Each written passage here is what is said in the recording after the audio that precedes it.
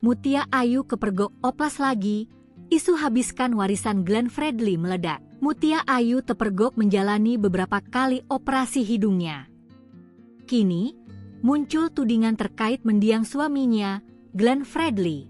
Pengalaman menjalani operasi plastik di Thailand, diceritakan Mutia Ayu saat menjadi bintang tamu di acara Pagi-Pagi Ambyar Trans TV, Senin, 26 Januari 2026.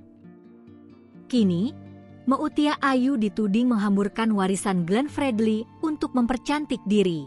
Mengetahui hal itu, apa tanggapan Mutia Ayu? Sebanyak apapun harta, kalau kita foya-foya terus tetap bakal habis.